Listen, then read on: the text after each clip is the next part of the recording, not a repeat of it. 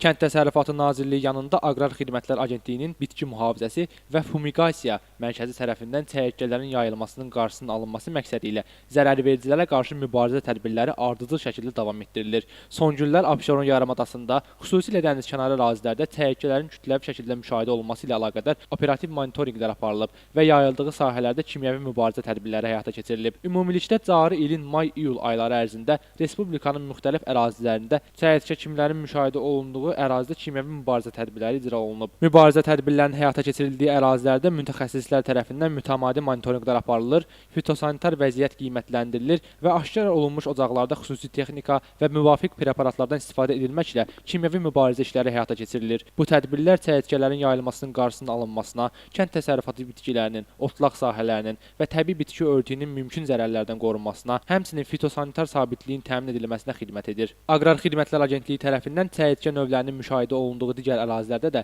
vəziyyət daim nəzarətdə saxlanılır.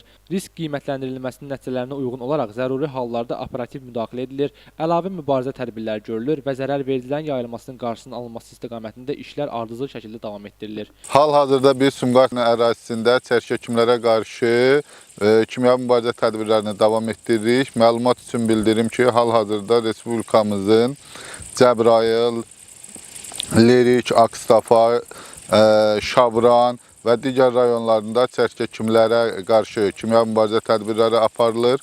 Respublikada yayılan çəyirtkələr əsasən sürü əmələ gətirənlərdən İtaliya, Mərakeş və Asiya çəyirtkələridir ki, biz də ona qarşı geniş miqyasda mübarizə tədbirləri aparırıq. Qeyd edək ki, son illərdə çəyirtkələrin qonşu ölkələrdə daxil olmaqla daha geniş ərazilərdə yayılması qlobal və regional iqlim dəyişiklikləri ilə əlaqələndirilir. Havanın temperaturunun yüksəlməsi və mövsümi hava şəraitində baş verən dəyişikliklər zərərvericilərin çoxalması və yayılması üçün əlverişli şərait yaradır. Bu da onların yayılma arealının genişlənməsinə və yeni ərazilərdə müşahidə olunma hallarının artmasına səbəb olur. Şəmistan Fikrətli, Elbrus İsmailov, Yusif Əliyev bugün informasiya proqramı üçün.